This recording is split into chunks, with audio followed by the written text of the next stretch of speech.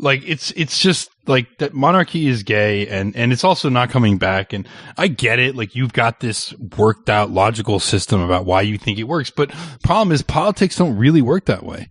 No. Politics work in terms of pressure and power and instinct and action, emotion. Like, if you're emotionally all kinds stunted, of irrational things. Politics are not really rational. That's their problem.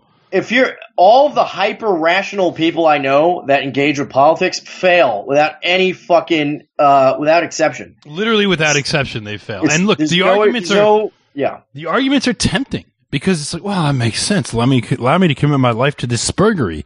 But then it's like, but that you're right. Like, they never. And look, I still have a big, huge soft spot for Ron Paul. I really do.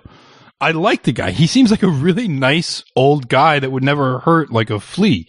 And I want to give the guy like a big hug because he seems like such a nice guy. But he didn't get anywhere. Yeah. As much as I love him, he didn't really get anywhere. And I think I'll give all respect to Ron Paul. He was in many ways like somewhat of a helpful precursor to the alt-right. I know we've talked about the implications of that, like good and bad. But look, I want to give Ron Paul like a big hug, like he's such a nice guy. But he didn't really get anywhere. You know what I mean? No. Same. You know, I know I'm going to get some pushback on this, but you can even apply that to Pat Buchanan to a point. I want to give Pat Buchanan a big hug. Yeah, I'll give you that. Like, you know, the guy has a temperament problem. He's got a conservative temperament, and that is not how Pat Buchanan was literally a political genius. He was the one that got Nixon elected.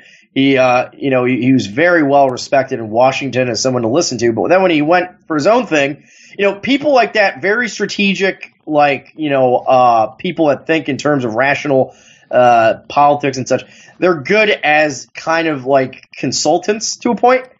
But when it comes to actually like leading and taking charge and making the tough decisions, those people are not that good. The problem with Pat Buchanan was that he had very good ideas, but when he decided to go kind of rogue from the GOP establishment, he did it as like an individual. He hadn't built up like a base of supporters, a base of people that, because it was like, oh, Pat Buchanan is like, he thought the weight of his arguments and personality as having done good things in the past would be like enough to carry it through. It's like he should have built up like a Pat Buchananist worker party.